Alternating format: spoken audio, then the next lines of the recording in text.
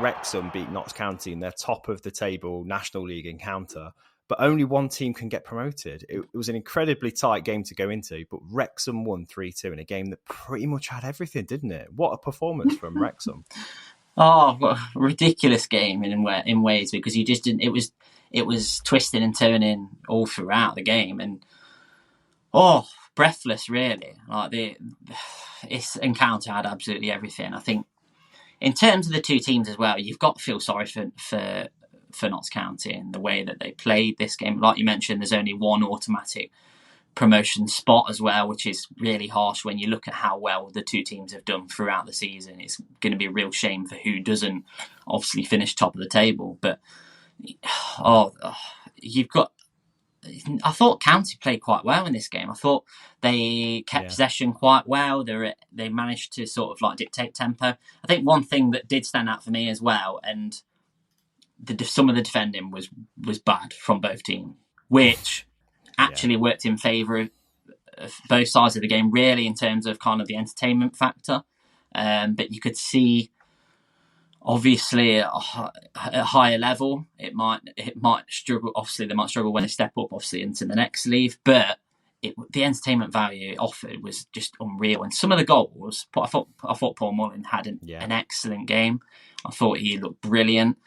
John Bostock for County, former football manager, wonder kid legend, as many will remember, had a really good game as well. Scored a brilliant free kick. Deep into added time at half time as well, at a crucial moment. It wasn't. It was a great goal. You just wondered, especially because earlier in the week when Wrexham got beat by Halifax, which obviously not many people would have seen coming, you did wonder then whether it would be their day. But the atmosphere at that ground was unbelievable, and you wouldn't have just watching that as well, obviously being televised. You wouldn't have thought that'd be a lower league game. It had absolutely everything. Some of the actual quality of the play. I thought the way Wrexham particularly had that sort of intensity. They won the ball high up the pitch.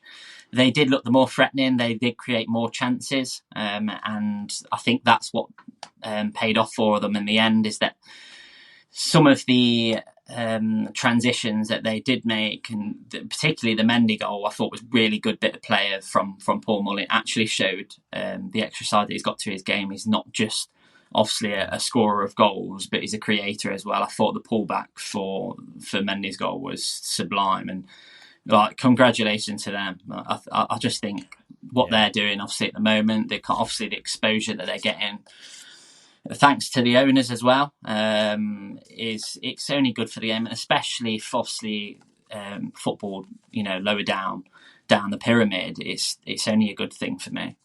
Well, it's not over yet, obviously. There's still like 4 or 5 games to play. So, Wrexham could still lose points and open up a chance for Notts County. That's the thing, though, isn't it? It seems to be like anybody can take points from anyone.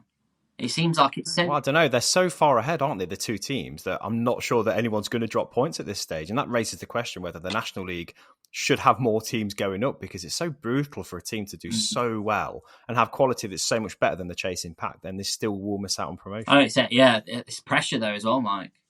The pressure now that it's, these last few games, it's fine margins, really. But the quality in that league as well has improved over the recent years, hasn't it? And it's a tough league to get out of.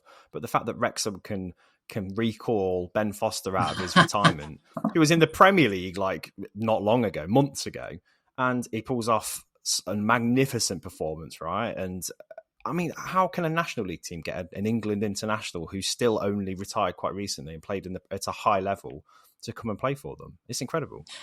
I think... Obviously, he's had what we thought he was retired, didn't we? It's a fairy tale ending for him, for his career, especially obviously coming back to the club pretty much where it all started for him. A lot of people obviously don't know that. And the way that game ended, the save was absolutely out of this world. You can see why he was seen as a world-class prospect, at United. And obviously went and played at the very top for a long time, and you can see why he can still do it at this level, and he could easily play still in the Championship for me. It's just, Yeah, I just think it says a lot about his character coming back to Wrexham and obviously giving it his all. I think it's going to be a real fairy tale finish to his career, and not just for him, but for Wrexham this season.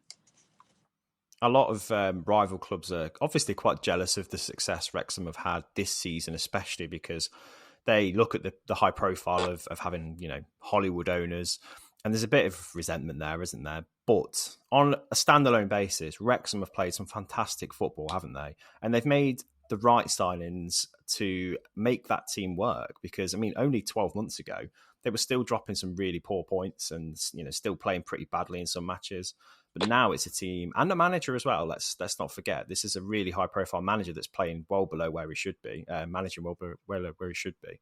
They're performing brilliantly, and they would deserve to be in the Football League if and when they eventually get there. Yeah, and I think what you mentioned there, you're right about I suppose, some of the resentment, and there is a bit of jealousy about it, but you can't blame some fans, really. If you look at some, especially at that level, the kind of like the instability that some clubs have, that some of these clubs are on the verge of kind of, you know, going into extinction, so to speak. And so you can only say it's, you know, it's very understandable for me.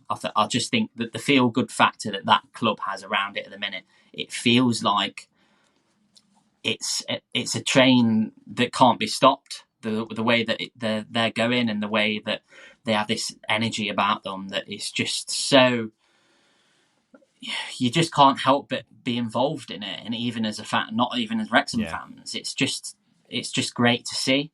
Even for neutrals and obviously fans, United fans like ourselves, just to look down and see that happening at a club where they've had a lot of uncertainty in the past. It's just amazing for me.